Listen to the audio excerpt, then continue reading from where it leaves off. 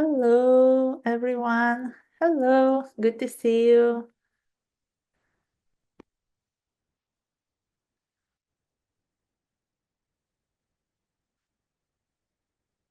Hi, Mirka.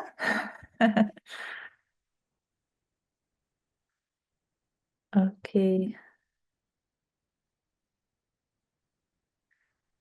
so we will be waiting for others to join. We will start maybe a few minutes after 5. So hello, everyone.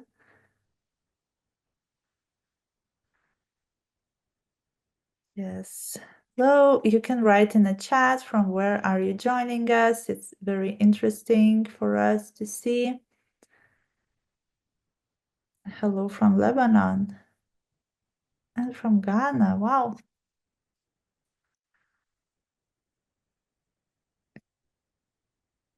Oh,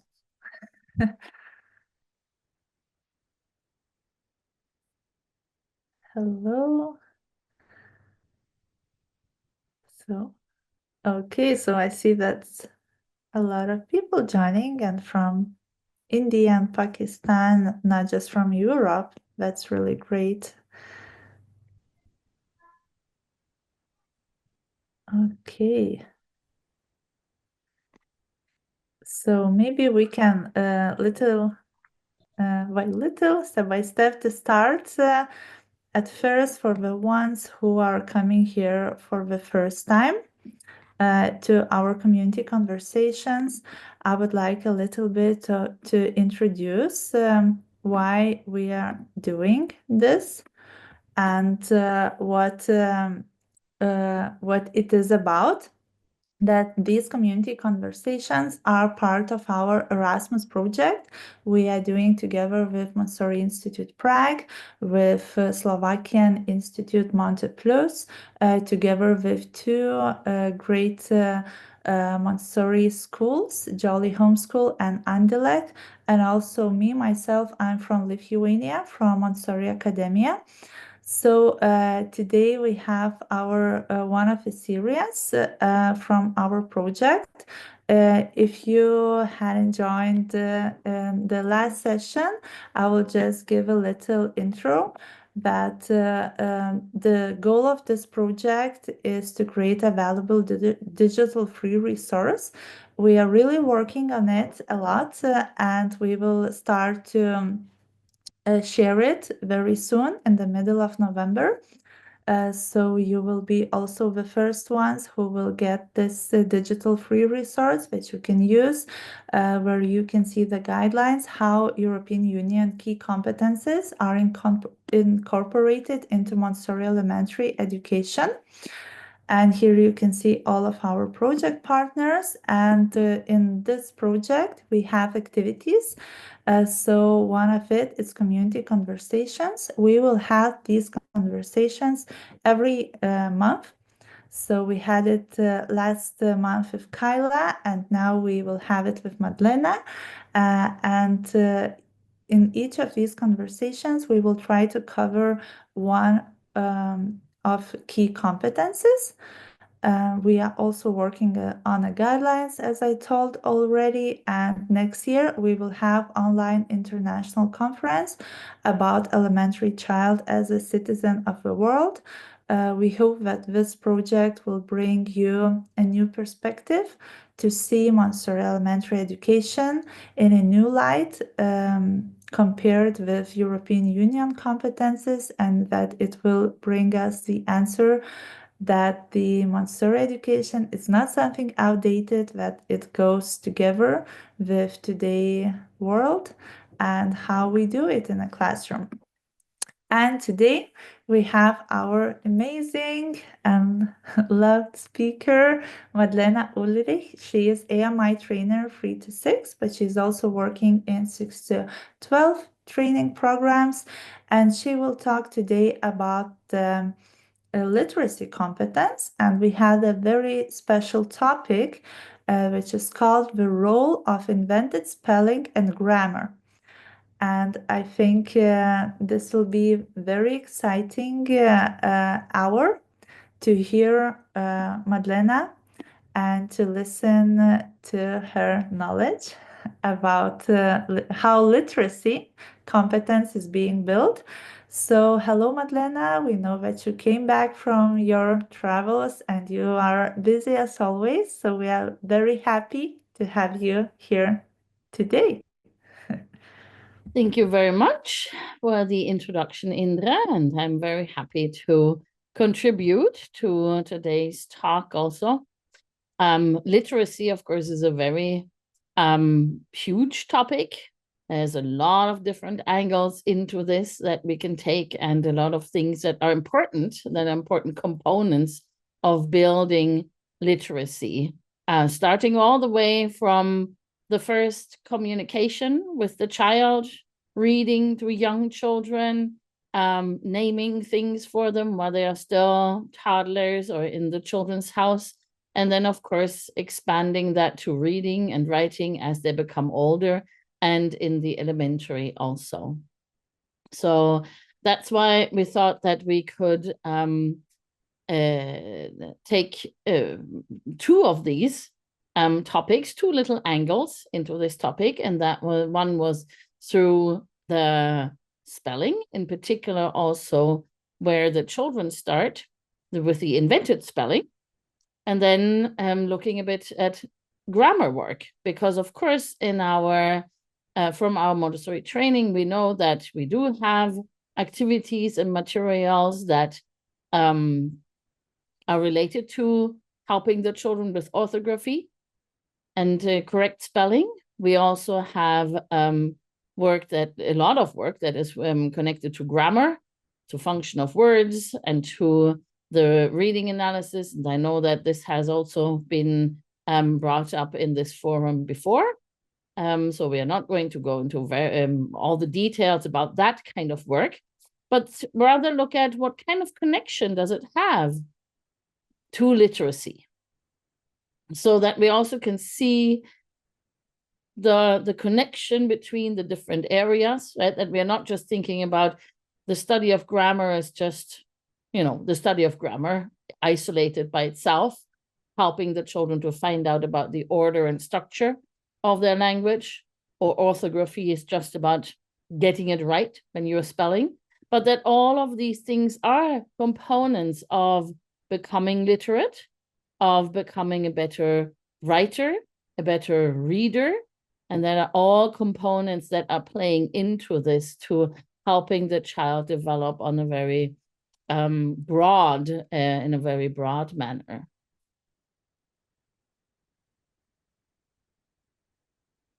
Okay, like that.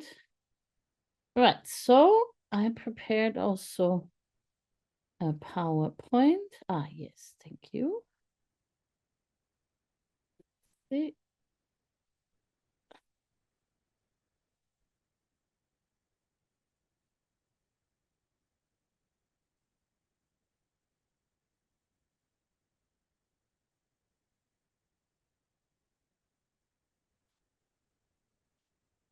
Okay, there we go.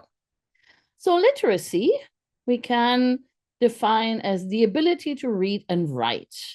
That is kind of the, let's say, original definition of it, and a somewhat very narrow definition that now also has been broadened and expanded much more. So nowadays we would rather think about literacy as that it encompasses a set of written language skills that enable people to understand, create, communicate, orientate themselves, and participate in changing societies. So it's not only important for being a reader or reading a book, but also, as they say, orientate themselves and participate in changing societies. And of course, that is important not only when we are thinking about reading books or something, but so much of our world is based on language, on signage, on instructions, on forms that need to be filled out, on ways of how you need to make yourself understood. either in written form or in oral form. So, and more it becomes like this, because nowadays we are not just doing this on paper by hand any longer, but we are reading much more probably than we did before, although it's different kinds of text. We're reading the news, we are reading information, and we are communicating with people all around the globe that have maybe slightly different habits. We need to be able to make ourselves well understood through writing, so that people don't misunderstand our intentions. For example, when we are writing emails, we all have experienced that probably as teachers, and maybe also in our communication with parents sometimes, that it happens that things get lost in the communication online and in emails, right? And things get misunderstood, and then we have to repair afterwards, not necessarily because we weren't able to express ourselves in written form, but also because we things can be maybe interpreted in various ways when it's only based on the reading and not your facial expressions. So the UN defines literacy as a human right. And so it's not just something that we ought to teach children, but it is a human right per definition, because it is a prerequisite for both acquiring knowledge and participating in a democracy. And we also think of literacy as encompassing education per se and citizenship. So to be a citizen, you need to be able to be literate. And as I said, there are many ways of how we can foster literacy, and many parts of that all our language work basically that we do in Montessori, all the way from the toddlers to the adolescents, are helping the child to build up their literacy. But we are going to focus on invented spelling, or also we could say imperfect orthography. And the children's spelling mistakes, they are often causing a lot of anxiety in teachers and also in parents. And the children, of course, tend to make a lot of those when they start writing. And we often, as we see by my little illustrations here, right, have our red pencil out. We want to correct the children right away, because we think that it's very important that they get the right spelling. And of course, it is of importance, right? Because we also know that when we read a text, an email, or a presentation for that matter, like this here, where there are spelling mistakes, we tend to think a little bit less of a person. We might think that, either that person wasn't very attentive to, didn't take the time or bothered with fixing the spelling mistakes or checking for spelling mistakes in the presentation or in their email. Or we might think that this person doesn't have a very good level of education, because they didn't notice that there are spelling mistakes in this text. So, of course, they are important, and we will need to get around to them. But we also need to think that in the beginning, these mistakes are actually necessary stages for the child to come to conventional spelling, right? Our orthography, or in each of your languages, and I think there are many of them are represented here tonight, these rules are not just something that were invented first and then came the written language, but it's something that was developed over long time, something that was influenced by the history of our language, right? By people who came to our country and left their words behind, or by invasions, by wars, by changing governments. And it still keeps changing, right? Reforms of spelling are made from time to time because maybe what one has from before is a bit cumbersome. It's a little bit too hard or too complicated. It needs a new reform because also our oral language changes. So sometimes we see spelling, and you see a lot of that in English, for example, as a way of spelling that doesn't really reflect how we speak, at least not any longer. Now, we might have spoken more like that before, right? That, for example, when we have words with WH, some in whale or why or what, probably in Viking times, we did speak that H, that silent sound, a bit clearer. We probably said something more like wahale, wahat, wahai, right? And we also have, interestingly enough, the same in the Nordic countries or in Norwegian, for example, my second language, right? Where we also have the combination of H and V, only the other way around. It's not WH, it is HV, and it's still a silent H sound, right? So we're not saying whale either, but we probably did once upon a time. And that's how our spelling came to be. And that's how we still have it, because it then helps us maybe to distinguish it from other words that might otherwise be written similarly. Or it just stays that way because now we have gotten used to it, that these words have a silent H sound. So why change something when it works? But from time to time, we do reform our language because we want to simplify it and make it a little bit more similar to our oral language.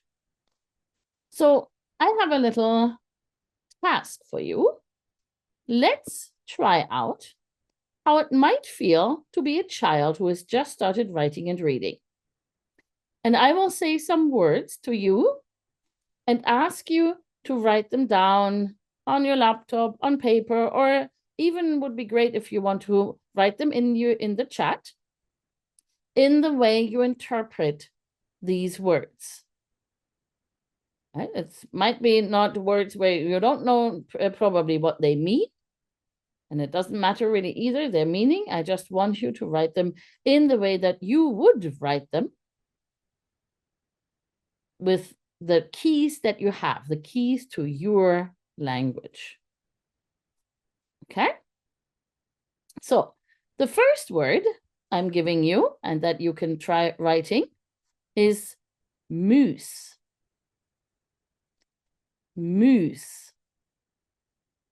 How would you spell that word? Moose.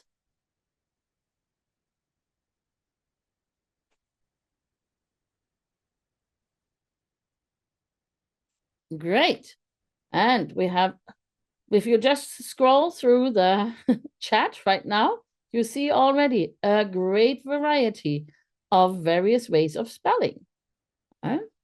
Because except for maybe a few of you, you might not know exactly what that word means or what the correct spelling is, right? But you have some keys. You have your language, your alphabet, you have the ways of how your language is spelled. So you make the most out of it.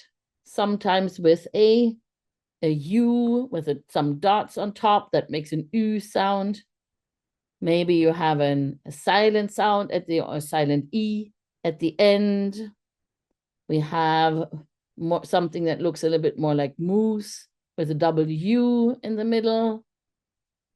Great. So if you wanted to spell it correctly in Norwegian and also, I believe, Swedish, we would write it like this. Because in Norwegian, we have we have U, and we have s, moose. But in your different languages, it looks different because you have different keys to these sounds. Let's try another word, a little bit more advanced. Hejur. Hejur. How would you spell that? Hejur.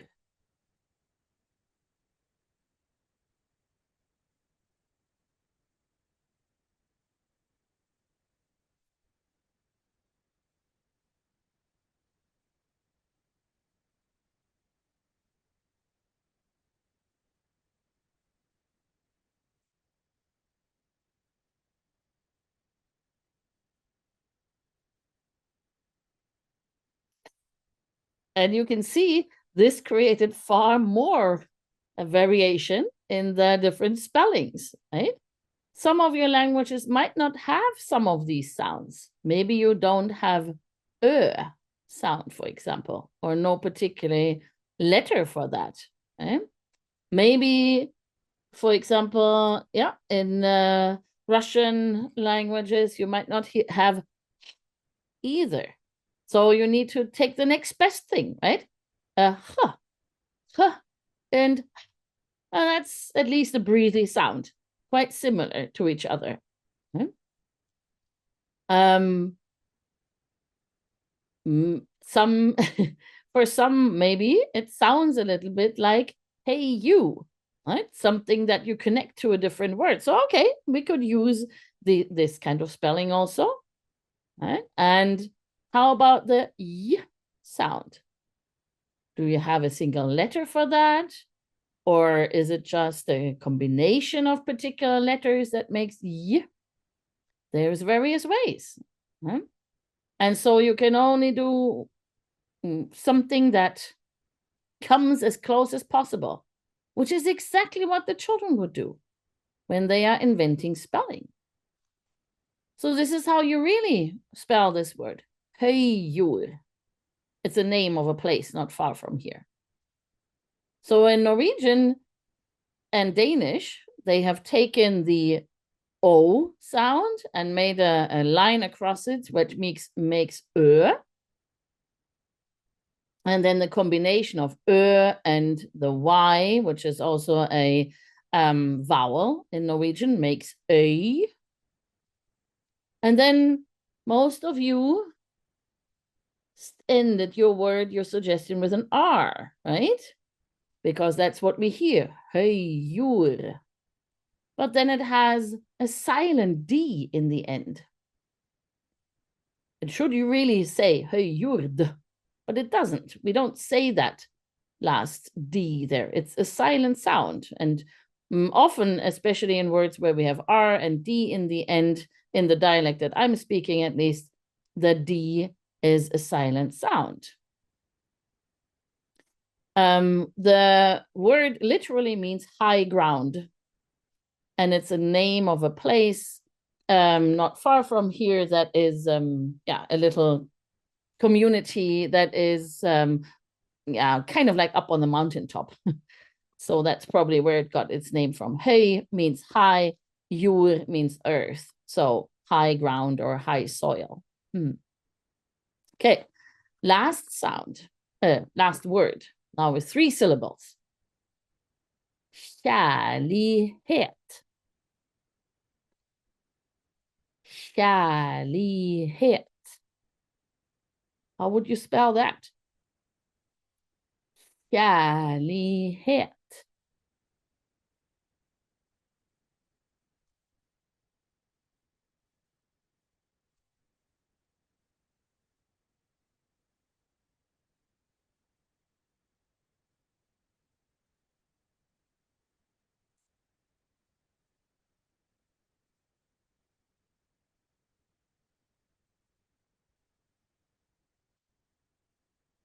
Great. Lots of fantastic suggestions. And now just look in the chat. Most of you have maybe chosen a combination that I at least would connect with a sh sound. S and something after. SH, for example, or SK, right? And that might be because maybe your language doesn't have. Maybe it has ch or j. or sh, but maybe not exactly that sound that we have in Norwegian. Right? So you take the next best. Maybe it doesn't exactly sound like sh either, but something that is very similar. So yeah, we are picking whatever comes close to it. And then we also have variations of how to write that sh sound, right? For some of you, it might be 2 letters. For some of you, it may be a special letter, like an S with a hatchik on top, or maybe a hook underneath, or hook a different way. Okay? What is in Norwegian? You would write it like this. Kjærlighet. The 2 first letters, K and J together, in this case at least, they make sh. Different spelling variations of that too, but that makes sh. And then you have the third letter, which you might have also seen before, a combination of A and E, which means ah. Kjærlighet. Now, there are also some silent letters in there. Kjærlighet. I can't really hear the R, and I can't really hear the G either. If I said all the words that I'm seeing here, I would have to say kjærlighet. But in the dialect I'm speaking, we're a little bit sloppy. It sounds more like kjærlighet, which means love. Yes, thank you. Yes, it's the same word as in Danish, only written without the J in front. So now you have done exactly what the child does. Right? This is how all writing started out. Right? A person, once upon a time, had their own way of spelling a word. And it was just based on whatever you could figure out based on the letters of the alphabets that you had and the sounds of your oral language. And that's what the child does. And then when formal schooling started, this system of orthography was much more standardized. And then children really started learning the ways of how to spell, the rules for spelling, which were different for each language, right? Based on the sounds of the alphabet and their oral language. And at this stage, the child is at a very important stage in their reading and writing, which we call the phonological or phonemic stage, where the child makes that connection between the sounds of the oral language and then the letter symbols. Right? They are, of course, not aware of the rules of orthography yet, and they're not very interested in them at this point either. They're just fascinated by the fact that they can make themselves understood through writing, right? That they can make their thoughts visible. That's really what's interesting. And so at this point also, if we try to fix the writing, right, the handwriting, the spelling, the punctuation, everything at the same time, then many children will become a bit overwhelmed. And they really start perceiving that writing and reading is difficult because there's so much to learn and so much that hinders them really in just kind of like freely starting to explore this language. So what we do instead in Montessori is to introduce one difficulty at a time, right? Building up the child's knowledge as they go along. And so that they can approach this whole area of reading and writing with much greater confidence. Now, it doesn't mean when I say one difficulty at the time, it doesn't mean necessarily that first we introduce one thing and then we practice that until it is perfect, and then we start with the next thing and then we practice that until it's perfect. It is, of course, overlapping, right? So it's not like we are waiting for a very long time until we start working with spelling with the children once they start reading and writing. But it is more like, first, we want them to have that understanding and that joy of discovering that I can make my thoughts visible. I can write. I can become a writer. Right? And then once that has taken hold, we are building on top of that by looking at our language and say, how does it really behave? So that means also that the child can work at many areas of literacy at the same time, right? Independent of spelling and punctuation rules, for example. They can work at even at this level where they are not spelling correctly, they can still practice creative expression. They can get introduced to to different writing styles.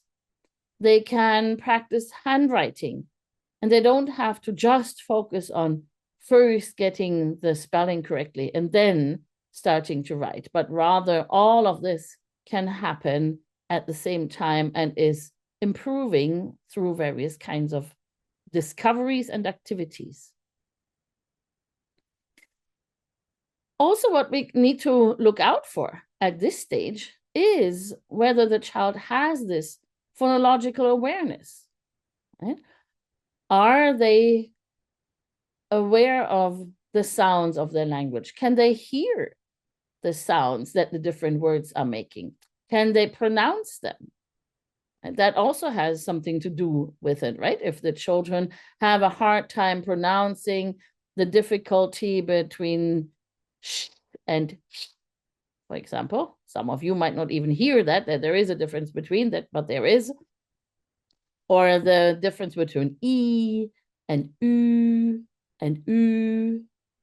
There are different sounds also. Then that might make us aware that the children need more practice in sound games. Right? We need to help them to listen more for the sounds of their language. Maybe they need some help with the pronunciation, right? With the technique, so we can also help them to become more aware of that. How do we make the sounds? How do we form our lips, our tongue? What does the breath do? Is it a voiced? Is it an unvoiced sound, right? And all these things that we can bring into play that then help the children become better at analyzing their oral language.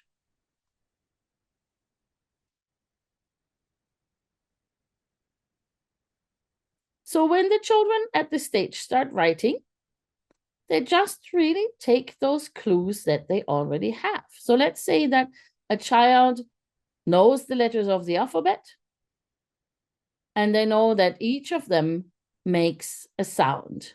And yes, it's true that here also in English, some of these letters make different sounds, but maybe we haven't come to that realization yet. So these are my keys that I have. So now I just need to sound out words slowly and attach the symbol. So let's say, for example, I wanted to write jam. I need to think j, j, j. This is the letter that makes the sound j. Jam, jam, jam, This is jam, Can I hear any more sounds? Oh, okay. So this makes jam. How about if I want to write dog? D, d, da, dog, g, dog. So far, so good.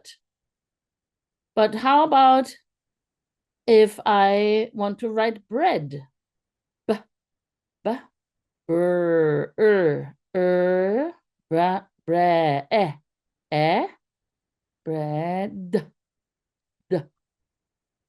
Can I hear any more sounds?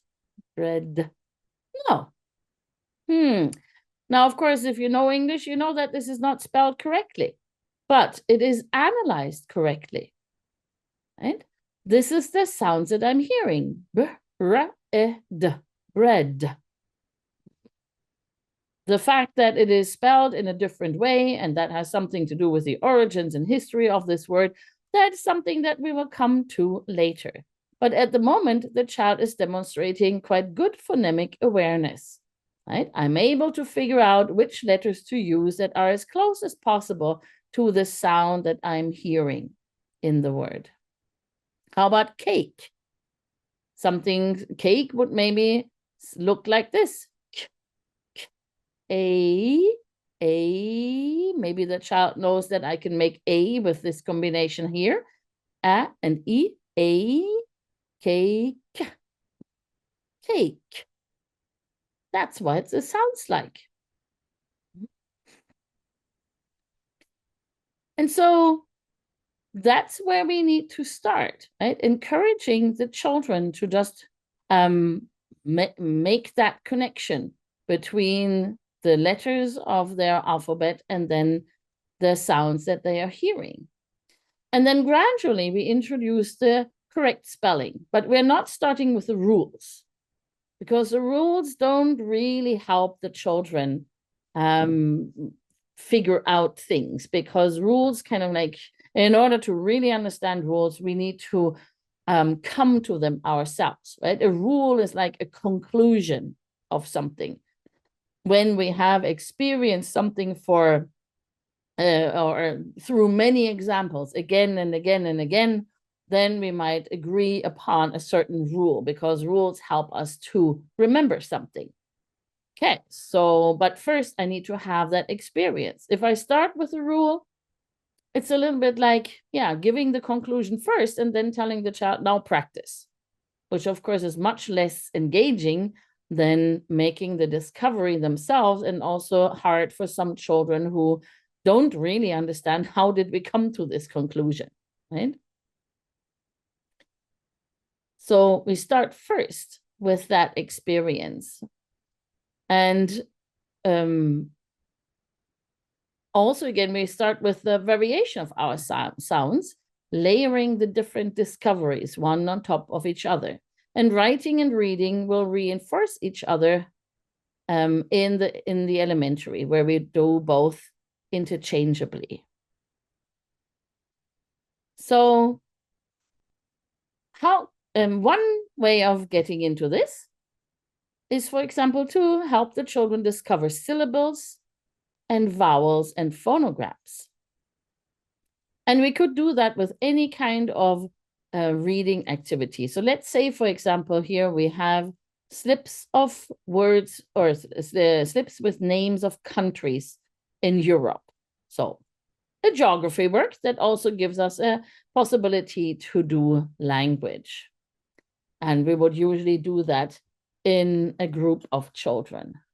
So let's clap the syllables that we can hear in each of these names. First, we have Albania. Let's clap that. Albania. Let's count the claps. Albania. 4 claps we had on that one. How about Finland? Finland. That was only 2 claps. Finland. Armenia. Armenia. Also had 4 claps. Greece. How about that? Greece. Greece had only 1 clap, although it had so many letters. Well, that was interesting. And I wonder why that is. How about Belgium? Belgium. 2 claps. If I said Belgium, it could have been 3 claps. Belgium. But we don't really say Belgium, we say Belgium. Norway. Norway. That also has 2 claps. Ukraine. Ukraine. 2 claps again. Although it looks like it has more letters than Norway. And of course, with the children, we could do many more words, but now I have just chosen a few, so we don't take that much time for this kind of game. Okay. And of course, when the children are reading them, they read them often with a mixture of identifying letters, sounding out those letters, right? And then putting them together until they can read the word. And at this stage also, it is very helpful for them if they know, for example, that there is a country in Europe called Finland, right? Because when they read Finland,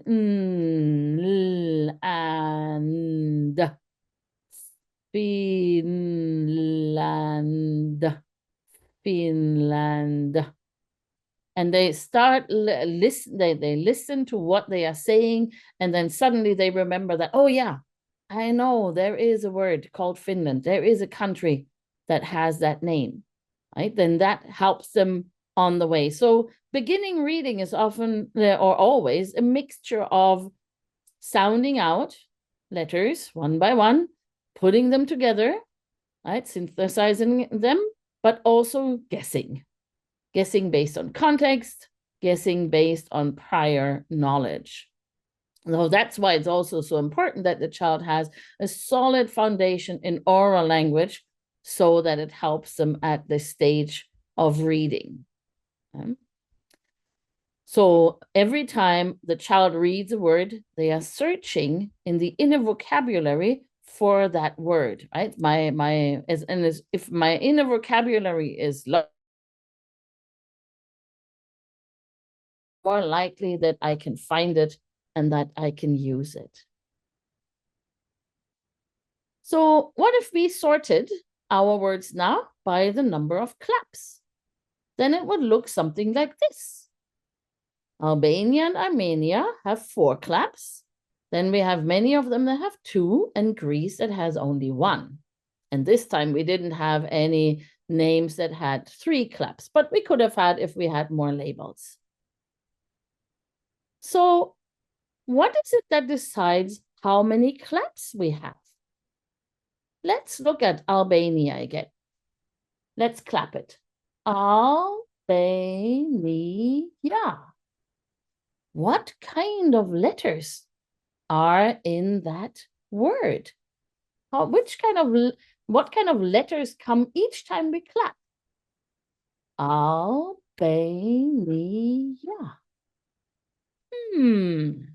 We might notice, or we can help the children to draw their attention to it if they don't notice by themselves, that each time we clap, there is a vowel involved. Al, be, ni, a. Is that true for the other words also? Do we clap every time there is a vowel? Let's try. Ar, me, ni, a. Yes. How about Finland? Finland. 2 claps, and we see there are 2 vowels, I and A.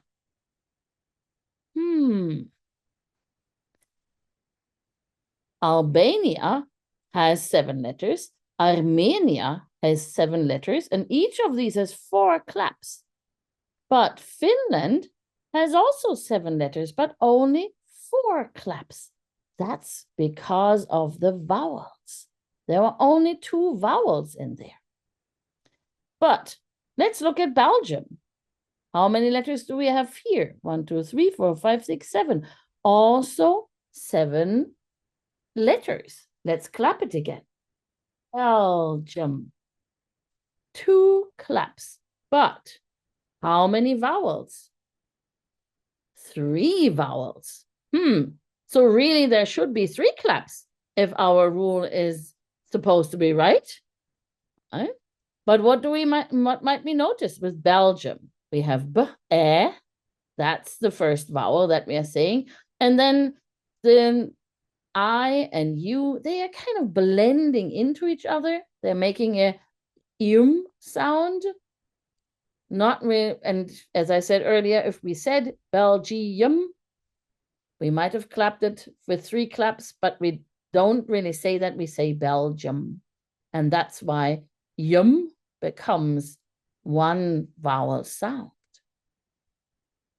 What else can the children find out about their words here? G makes a different sound. And when we learn the letters of the alphabet, we are always focusing on their sounds, not on their name, right? And this sound, or this letter, sorry, G, makes G, usually. Like in pig, right? Or get, or go. That's what the children learn first. But now we discover that sometimes it seems like G can also make a different sound. It can make J, Belgium. Maybe that has to do with the I that comes after.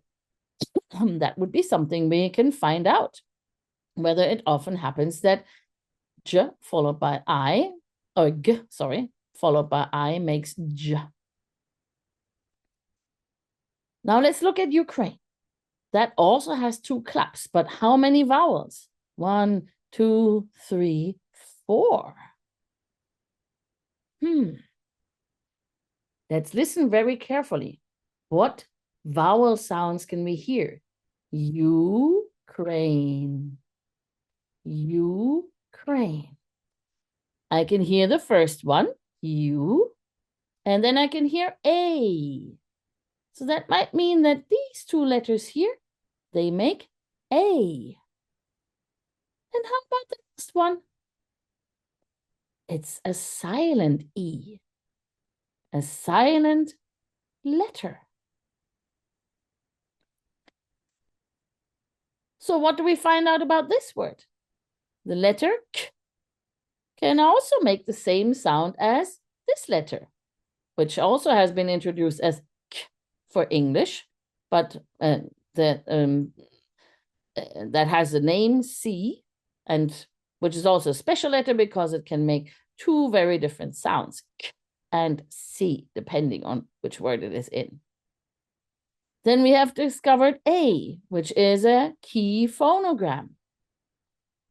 And then we have found out that sometimes we have letters that are there, but they don't really make a sound. And sometimes they are very important for the sound of our words, and sometimes they are maybe there for other reasons. If we look at Norway, what do we find out? It also has A in the end, but it's written in a different way. It's not spelled A-I as in Ukraine, but A-Y. A different way of spelling. And how about Greece? We have 3 vowels, but we have only 1 clap. So we find out that when 2 E come after each other, they seem to make a new sound, E, which is also a key phonogram, E. And then there's also a silent E here at the end.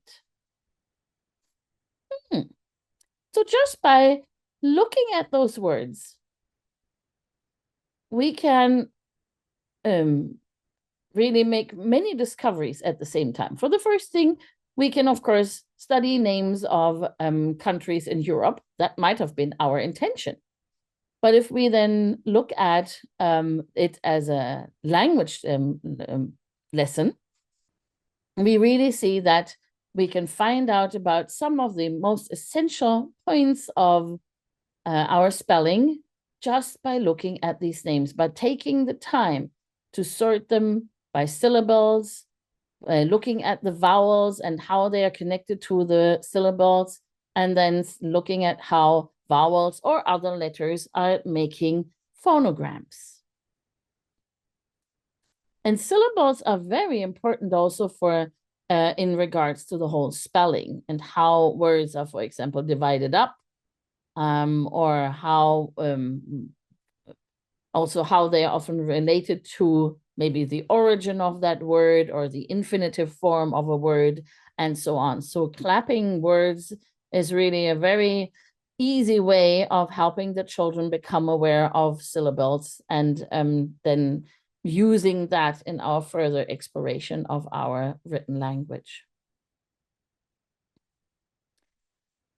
So this leads the child to this discovery of the key sounds, right? So all the other sounds of my language. And we know that in English, we have 26 letters, but there are between 40 and 45 different sounds in the English language, depending a little bit on what kind of English dialect we are speaking.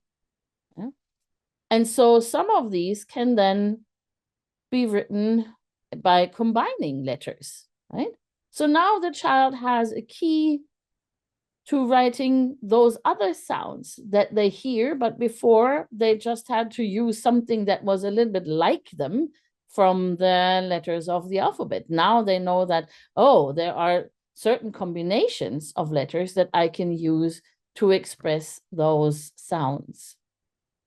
Of course, they are still not writing orthographically correct because there is more that we need to discover. But at least at this point, I have more sounds or more letter combinations so that I can write what I'm hearing. And so they might at this point make a sentence like this. What does it say? The boy likes to eat cabbage. That's what it sounds like with a sound in the end. Boy, maybe I already know this variation. We have it here. Oi. Likes, I, k, s. To, t, ooh, ooh. And we have that here, a key sound. Ooh, e. We saw that in Greece. Double e makes e. Cabbage. Cab-age. Don't know, I don't have any other clue yet that can help me spell cabbage in any way, but this is the closest I come. Now, the challenge with English, of course, is that it has many variations of each of those keys because it has inherited so many words and they're spelling from other languages, right? From French, from Germanic, from Norse languages, and so on. So if we really look at all the things that we have in our Montessori materials, it's kind of like organized like this, where the sounds, the variations in green, those are our keys. And then on the far left side, we see the different spellings of it. A, for example, the key sound A is spelled A-I, A-Y, A with a silent E. Then we can even have E-I-G-H or E-I. Many different ways of how that could be spelled. Now, this you can't figure out by yourself. Right? This is something that needs to be practiced over quite a long time and in a variety of ways. Right? So we can look at each of them and see that how does it work? For example, for the letter U. U is the key, and here are the different ways of spelling the sound U. And here are many different words that are using these kind of spellings.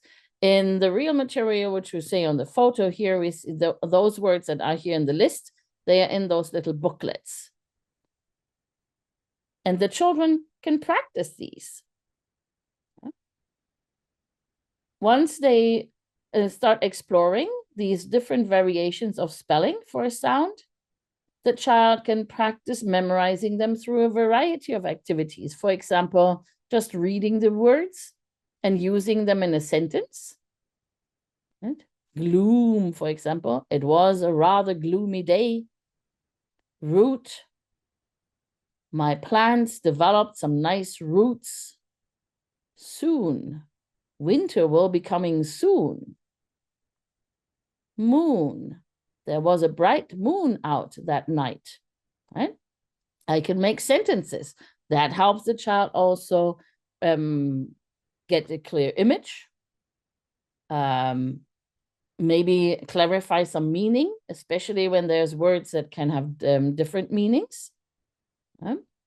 And of course, it also stimulates their creativity in making sentences, which is also something that we need all the time for our literacy, right? Coming up with words, having ideas for writing about. They can copy the words on pieces of paper, make their own lists. And because they're reading and then writing, that is a way of repeating and helps also with memorization. I could even, put my book upside down and write it from memory and then check afterwards whether the spelling is correctly. Or a child could read to another child and then they can practice spelling and they can check afterwards. And we can also just take any book that we have in our classroom and look for these words, right? See how many words can we find with a double U. And then we need to, of course, check. Are they making that same sound or are they making a different sound, which also might happen with our phonograms.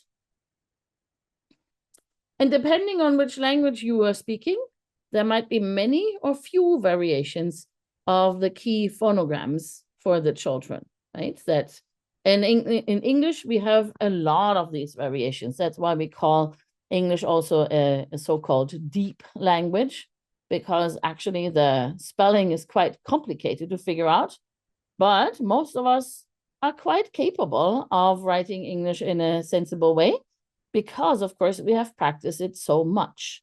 So even though it might be difficult, we have gotten used to it and we have learned all these different ways of spelling the words, right?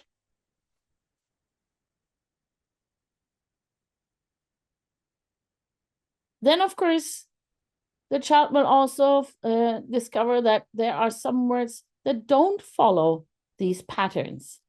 Right? They don't have use these letter combinations from our key phonograms, but they are spelled in different ways.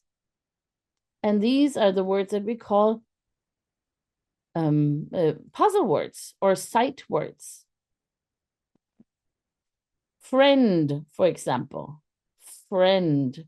If we look at it, we should actually be able to just read it as friend, right? F-R-I-N-D. This is the I combination that we learned before, friend. Or it should be spelled F-R-I-N-D without the E. Then it would make sense of say friend, but it doesn't. We have through here. Through, if we are trying to read it with our keys that we have from before, then this sound, the combination of O and U really makes ow. And G and H is a way of making. So actually it should say, if we read it the way that we, with our keys here, it should read Thrauf. And maybe once upon a time, this is how we said it. We don't know that anymore. Thrauf. But now we say through. And it doesn't make an audible F at the end. This is very odd. And sometimes we know the history behind words. Sometimes we don't. Sometimes we just have to accept that this is the way it is. So these words We just have to learn by heart. We just have to practice them until we remember them. Now, luckily, some of them are very common words. Are, for example, was, where, what, where, who, very common words, right? So we see them very often, we use them very often, and that will help us to remember them. Some of them might need a little bit of a formula or definition to remember. For example, the difference between there, as in a particular location, and there, as in it is their book, the ownership of something, right? I mean, they are here next to each other. They sound exactly the same, and we only can figure out which one it is when we think about the meaning of the word.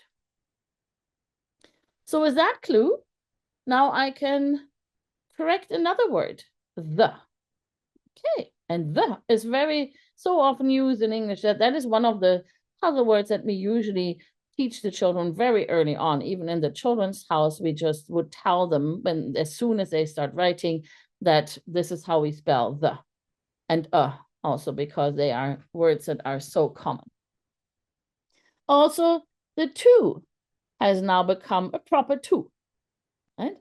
That instead of writing it with U and E as we had before, the child now knows that this is the way that we spell to when it is followed by a verb.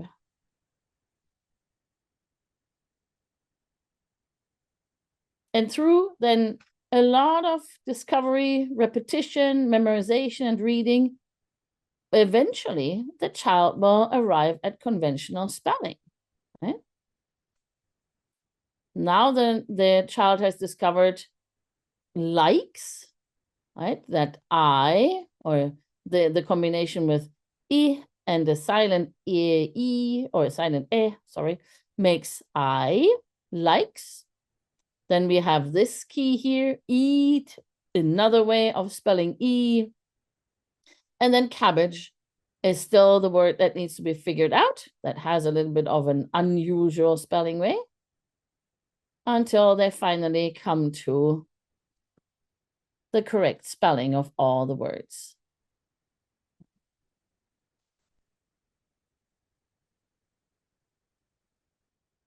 And the road to that correct spelling has been a series of discoveries, right?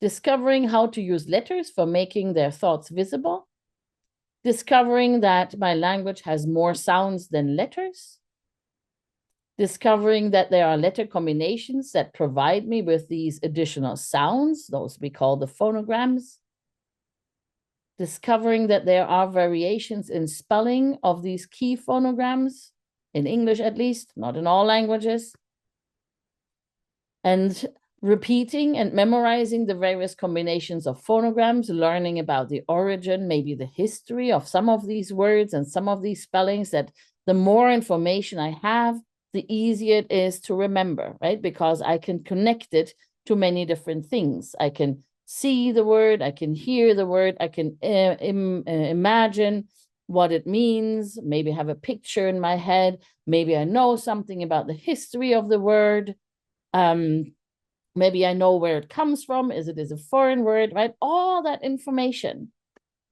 comes together and helps me memorize the spelling of a word and how to write it. And because the more memory traces it leaves in my brain, the easier it is to find. I don't need to look for that one clue that I have of the correct spelling, but rather many of them can come up and that I'm connecting with that word. Then we have discovered that some words don't follow any of these rules. Those are the puzzle words. And then we, all this, of course, is reinforced not only through repetition and memorization, but also through reading. Okay? The more the child reads, the better, because then they will also, over time, discover that whenever I read the word eat, it is never written with double E and T. but it's always written EAT. And other of these words, right? We know that our brain is constantly searching for order, right? For patterns, making sense out of things, right? So the more reading is going on, the more the child will become aware of the different spellings just by themselves, right? And then we give additional help so they can practice and memorize it. Whenever we are together in a presentation and we need to write a slip, if it is for the parts of a plant or anything really that we are writing labels for, right? We can also ask the children for help. What's the first sound you hear in this word? Oh, look, now here, this is one of our phonograms. Remember how we looked at this the other day? What is the last sound that we're hearing? Are there any more sounds, right? And any label that we are making, we can engage the children actively instead of just writing for them and then letting them read or helping them to read, but rather engage them in these writing them by, I mean, it can be the teacher who does the actual writing, but the children supply with their knowledge, and that also becomes a little mini lesson of how to write.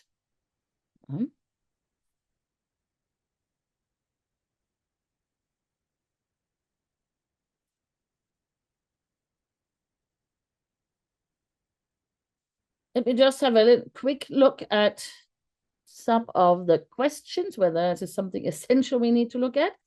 So the idea of syllables is really just given through the clapping, right? Not necessarily by saying that there are syllables and now let's clap them, but rather than let's clap the words, right? And when it's really how we say them, right? This is also why Greece doesn't have two claps, right? Because we don't say Greece, we say Greece. That's just one clap. It's one syllable. Right? We could divide up the word maybe in different ways, or we can look at different parts of that word, but there is only one syllable in this word. Right?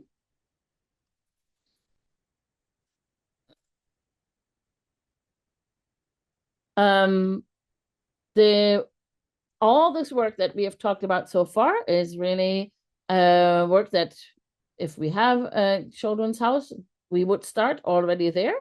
They do all this, the spelling, the work with the phonograms and so on in the children's house. And we are also coming to puzzle words. We also have the phonogram folders and so on. So it is certainly for the elementary, that would be something that you start right away with the first graders while they are starting to learn to read and write.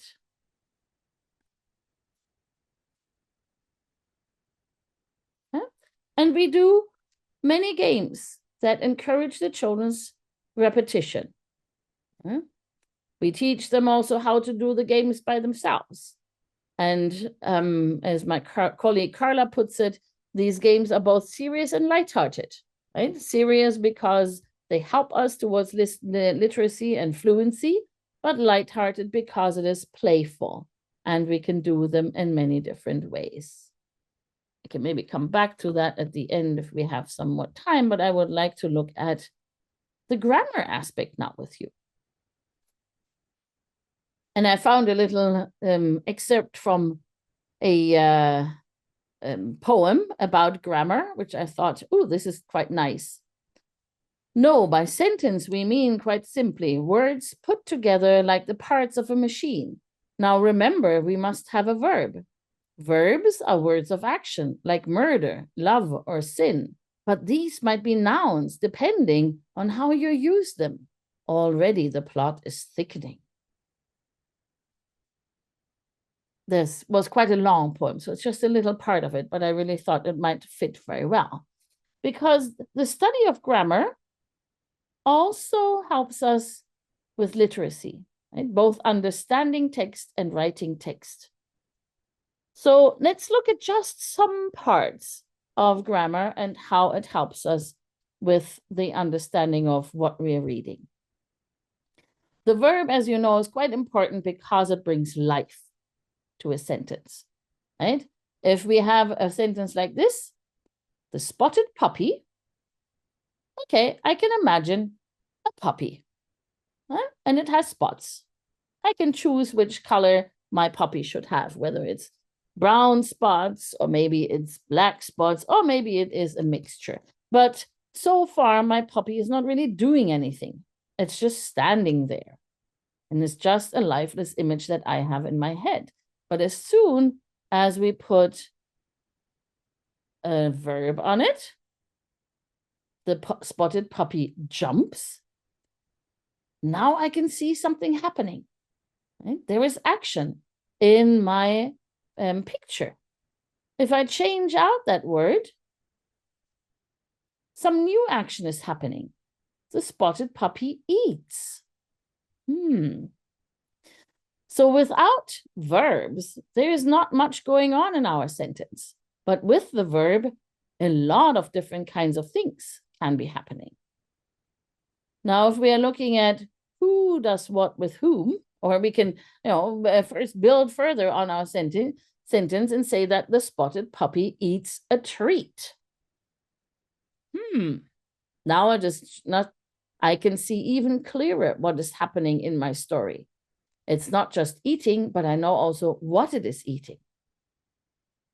If I looked at the different parts with our reading analysis materials, it would look like this. Who is it? Or first we look at the verb, eats. And then we ask, who is it that eats? It's the spotted puppy. And the spotted puppy eats what? A treat.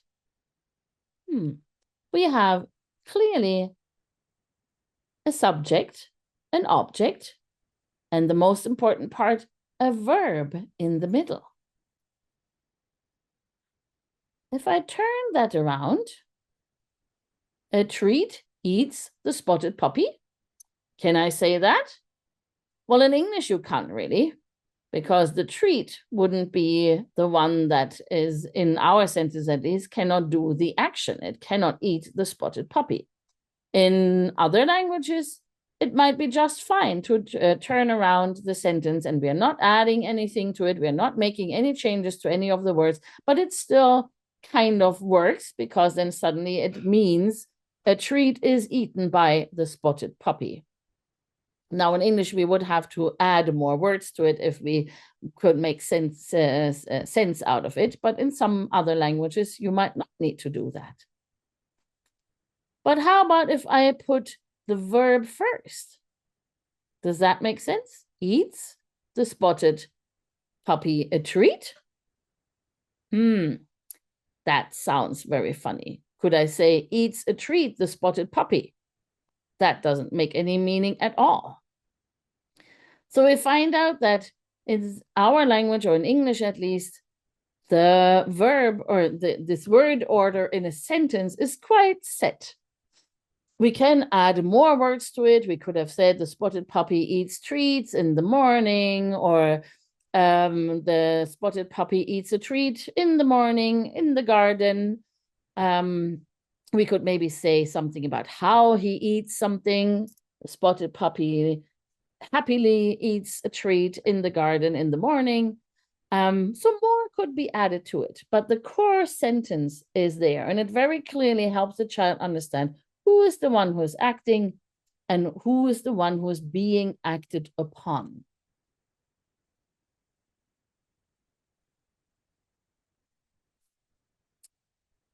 When the verb helps us to imagine this action and perceive it as a movie in our mind, right? That is really what makes literature or books being interesting to read. And so in sentence analysis, the child becomes very much aware of who is the actor, what is the action, and who is being acted upon. Here in this piece of text, I have underlined all the verbs that help us also imagine what is going on. Right? I will just read through it quickly. Pippi, this is from Pippi Longstockings, as you might have already guessed. Pippi went down the street, walking with one foot on the pavement and the other in the gutter. Tommy and Annika watched her until she was out of sight. In a moment, she returned, walking backwards. This was so she shouldn't have to take the trouble to turn around when she went home. When she came level with Tommy and Annika's gate, she stopped. The children looked at each other in silence. At last, Tommy said, "Why are you walking backwards?" Now, if we wanted to explore a little bit further about that connection between who is doing the action and who is the action being done upon, we could maybe pull this out and make a little table like this. Here are all the verbs that were in the text, and we connected to who is doing it. Who went? Pippi went. Who's walking? Pippi is walking. Who watched? Tommy and Annika. Who returned? Pippi. To take the trouble, that's also a verb, but it's also an infinitive form. That was Pippi who didn't take the trouble. Who turned? Pippi turned. Who went again? That was Pippi. Who came and stopped? Pippi. But who looked? The children. They looked at each other. So in this way, we can make a little study of just a little bit piece of text, drawing the child's attention to the fact that there's always some information that tells us about who is doing the action and what is actually happening. Another way of looking at the verb that has to do with literacy is that verbs can kind of paint a picture, whether they are active or passive verbs. Because in order to create these pictures in our minds, we need to be aware of passive and active verbs, because passive verbs, they are like the words like are, is, where, was, has, and so on, right? So if I wanted to describe this picture only with passive verbs, I might write something like, there are 2 bicycles on the road. The baby sits in the sling. The weather was sunny. There are beautiful flowers decorating the bridge. The houses are built of stone. And this is often the way how children write, right? Very kind of matter-of-factly describing the scene that they are seeing in their head. But it doesn't become very interesting. It's still a little bit lifeless. It's almost like, you know, when we are setting the scene, things are put into place to create a picture that is not moving. But how about if we used some other verbs? Right? For example, sits, hopes, own, festoon, delight, soaking, peddling, or savor. Then I could make sentences like this. That baby hopes his mother can keep her balance. The cyclists own the road. Flowers festoon the bridges and delight the passers-by. Soaking up the sun, peddling away their worries, the bicyclists savor the summer day. Now that sounded much more interesting. Okay? And with these active verbs, there is now action happening in my mind. There's action in my picture, and it draws me in much more than these passive verbs. So we also need to, this is very important knowledge for children to know about when they want to write stories. Okay? Stories that are interesting to read. And we can help them when they have written something to look at that text and find out, are there many passive verbs in there? Could we exchange them with something else? Can we say things in a different way? Right? We can say there are 2 bicycles on the road, but we could also say the cyclists own the road. kind of means the same, but it gives a whole different perspective.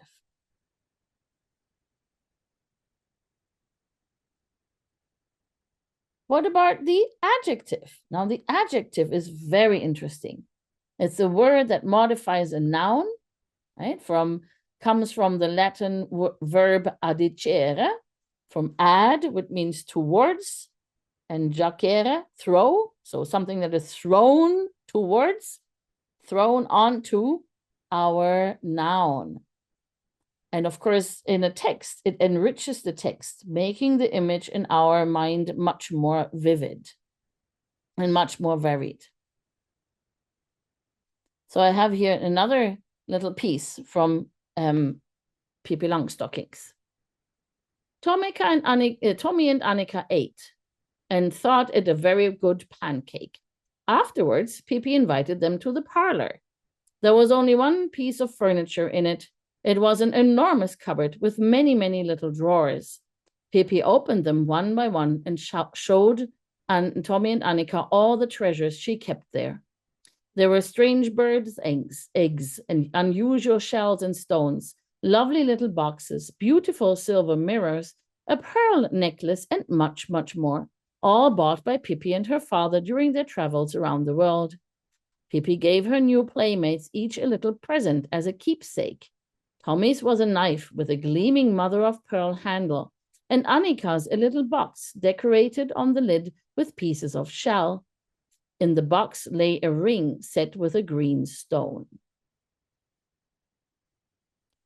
Together with the children, we could start by finding all the adjectives in our text, underlying them, and talking about which are these words that are describing something.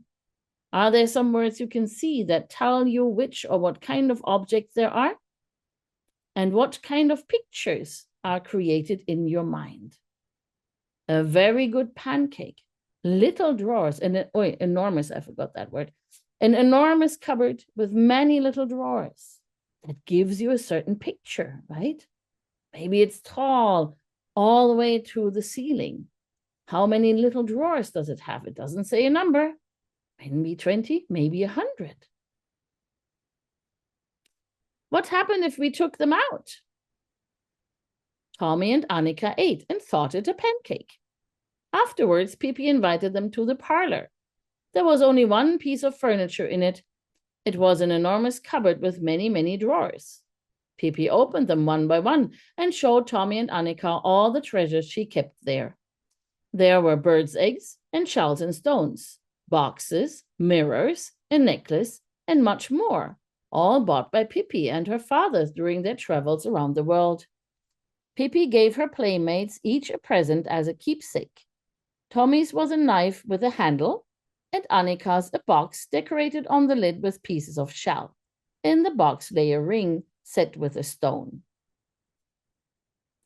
Without the adjectives, this text still makes sense. But there is really something missing, isn't it? It becomes much less interesting, not so rich, and our imagination might suffer a bit. So that's also a way of helping the children realize how important these words are. And again, we could look at pieces of their own written work and then find out what kind of adjectives could we use to add to this to make it more interesting. Another game we could do if we replaced all the adjectives with other ones. What happens then? Tommy and Annika ate and thought it a huge pancake. Afterwards, Pippi invited them into the parlor. There was only one piece of furniture in it. It was an enormous cupboard with many, many round drawers.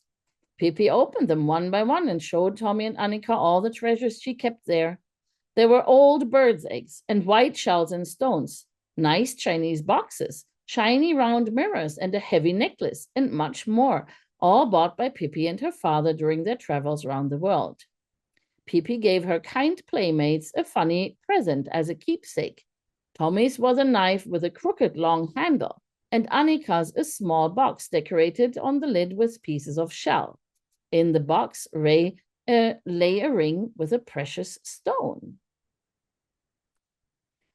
Now we have different images in our mind. Now suddenly the drawers, the enormous cupboard has round drawers. So only by changing these words, it changes our image.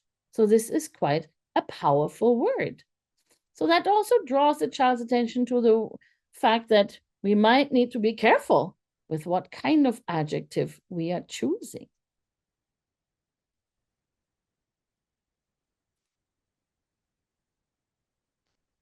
How about the adverb? An adverb has a lot to say when it comes to style in our language. And I have just two examples here for that.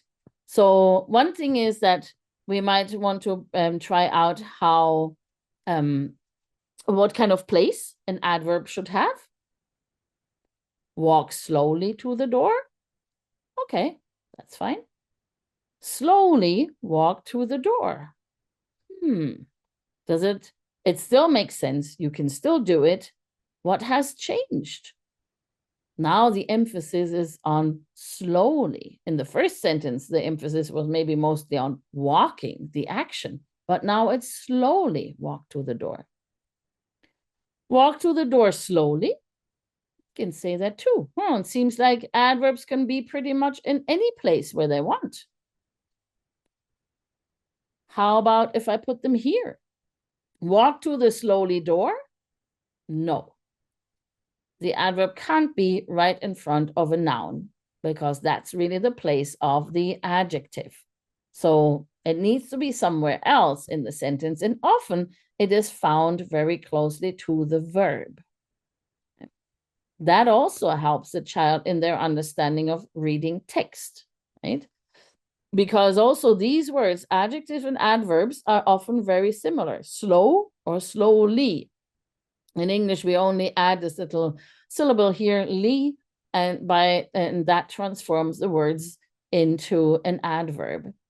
And other languages that might function in a different way, sometimes the words are even the same, right? Spelled the same way. But we can recognize it that when it is close to a verb, then it is an adverb, as the name says. When it is close to the noun, it is an adjective. We could exchange it also. Walk rapidly to the door. And we can clearly see how it changes the style. So here's a little adverb poem, the original in gray. Quietly. Quietly the oxygen flows. Quietly the flowers will grow.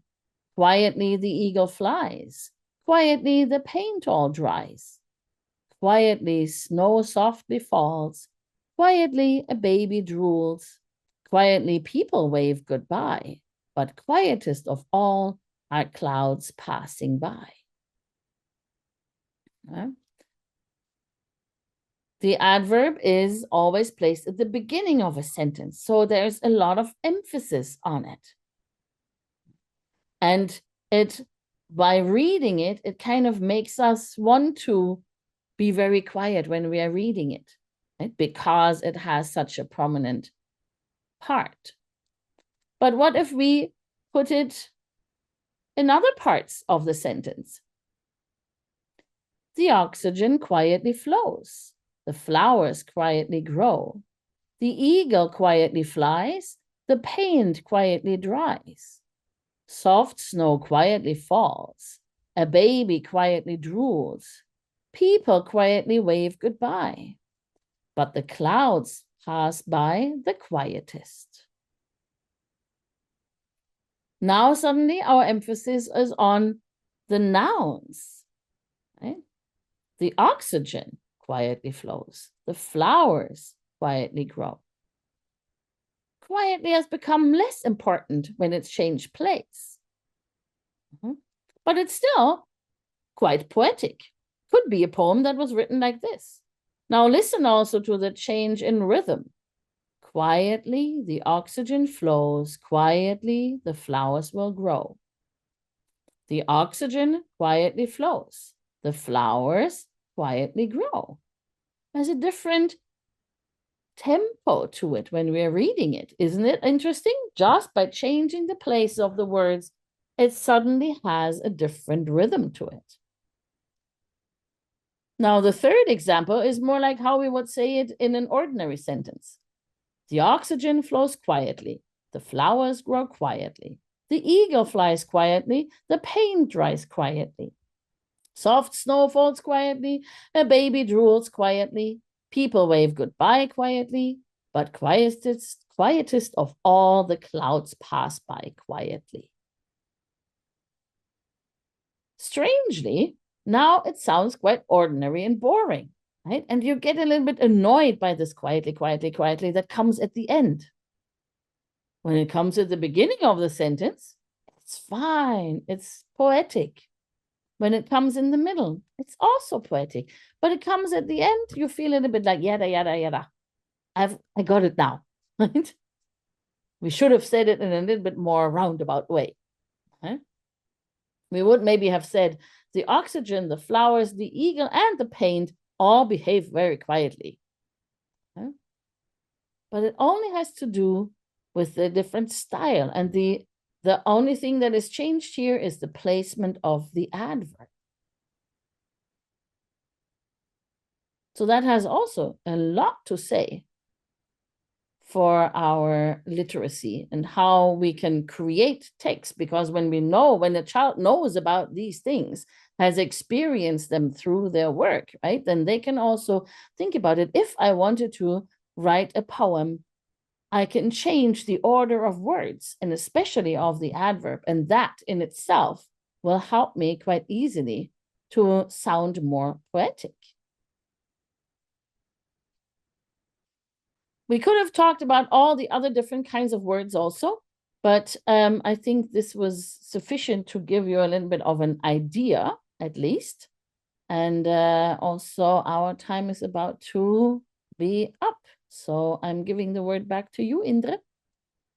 Thank you, Madlena, for your presentation. I see that there are many thoughts in the chat, so probably we cannot answer all the questions, but we have few questions related to the writing that I would like to read.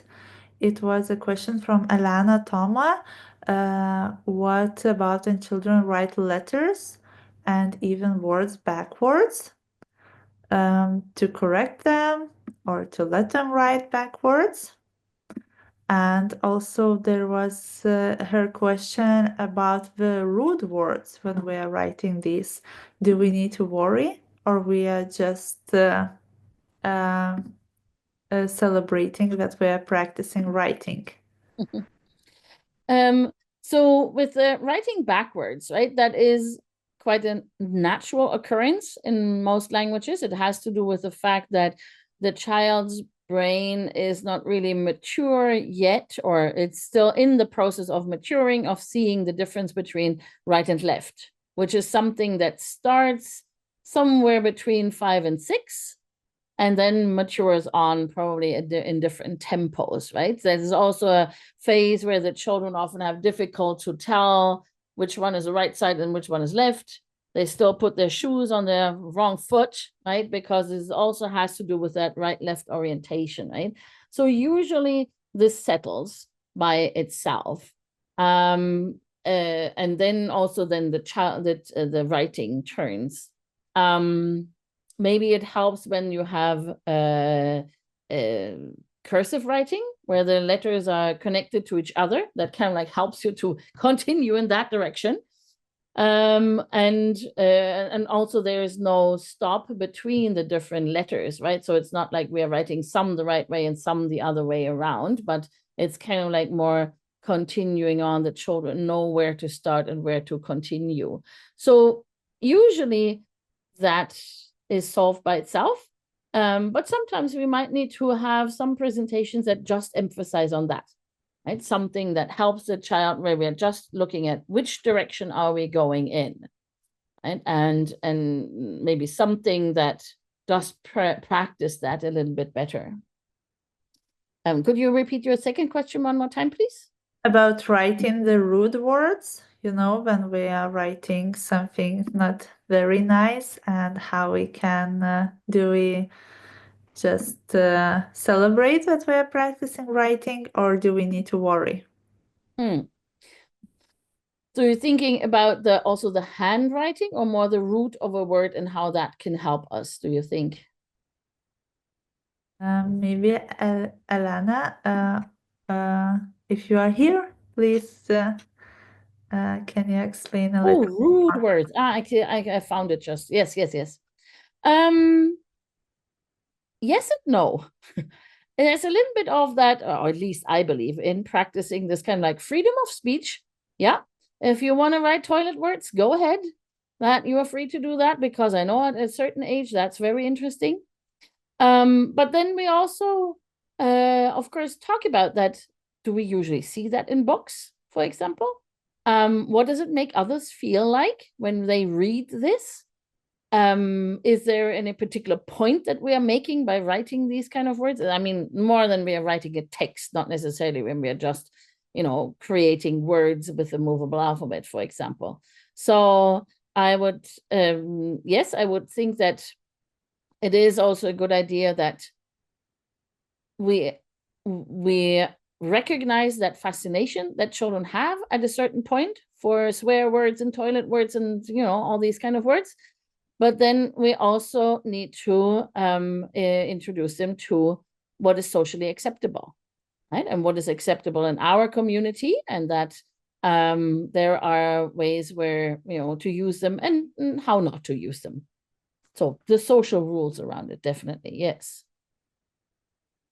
Yes, I see that we have more questions, but probably not to all of them we can answer.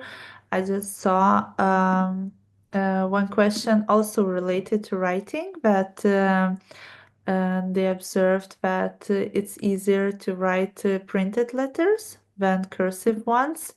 And I think it's a huge and wide topic, to talk about how to encourage, and do we need to encourage them to write in cursive. So maybe you can tell shortly. Yeah. I mean, sometimes it's just easier for the children because that's what they were shown by their parents, just like many children, many countries use capital letters because the adults have shown them in capital letters first. And doesn't necessarily mean that it is easier, because we also need to think about fluency of writing, right? And not just like the first carving out the first letters, cumbersome one by one, but what are we aiming at, right? And we are aiming at a fluent, easy, comfortable handwriting. And mostly for writing by hand, that is cursive, right? Where it has a good flow because the letters are connected. It is easy to remember that they all start on the bottom line. I mean, at least with our writing, not necessarily with Russian, for example. And we just need to practice, hitching them together. But what you need to do also in the elementary, of course, is to help the children realize that, yeah, there are different ways of how these letters are written. Right? And most of them look very similar to each other. So it's not really hard for the child to change over from one writing style to another. And then practice just a little bit that, when I do handwriting, I do this. But when I'm doing reading, then I will see these kind of letters, right? Or if I want to maybe write or, have a heading for something, I might use capital letters, right? And then we need to play around with different writing styles, right? Also, this is kind of like, again, parallel work. On the one hand, helping the child towards a legible, easy handwriting.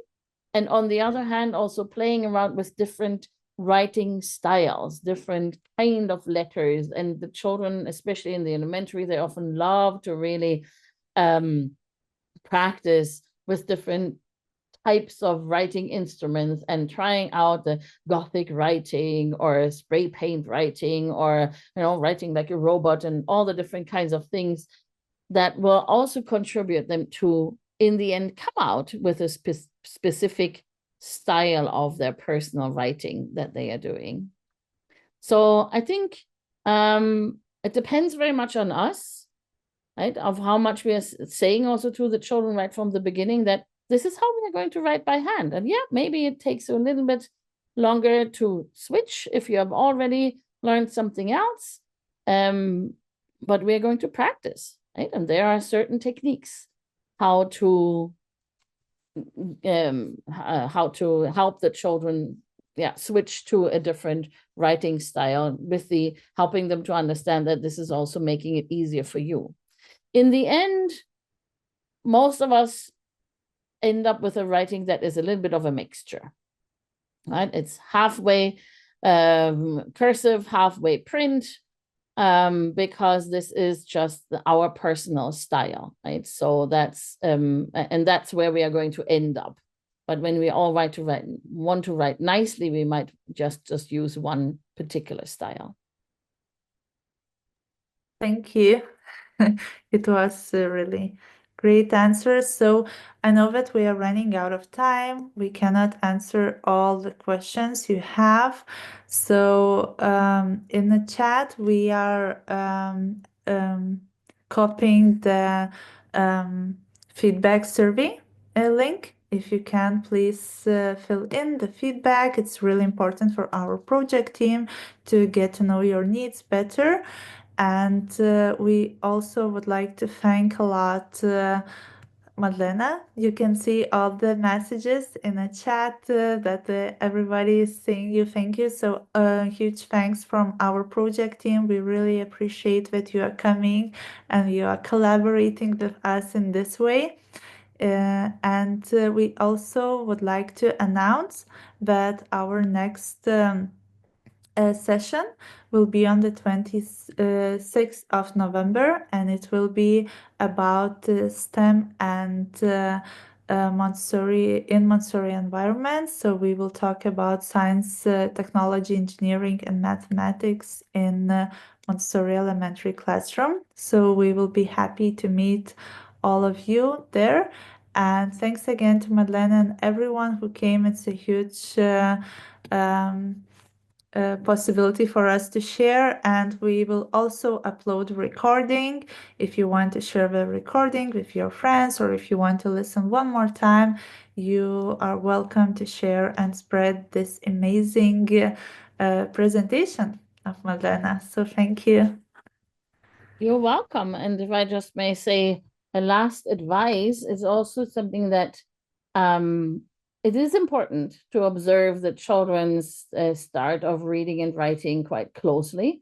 And if there is something that we feel it's taking too long, or maybe out of the ordinary, and not typically like the other children would do, or what like you would expect, then it's also important to act on it, because something that we do know is that if the sooner the children get help, the better it is that they are not developing dyslexia, for example, or other kinds of difficulties that otherwise might have been avoided, but that are maybe caused because we are reacting too late. So rather put in much effort and more effort at the beginning for reading and writing than waiting around. And the beauty of Montessori, of course, is that you have this kind of like multiple input through reading, writing, spelling, handwriting activities, etc., that really helps the children then to meet language in many, many different ways. So it will be likely that they find something in there that really fascinates them. All right. Thank you very much.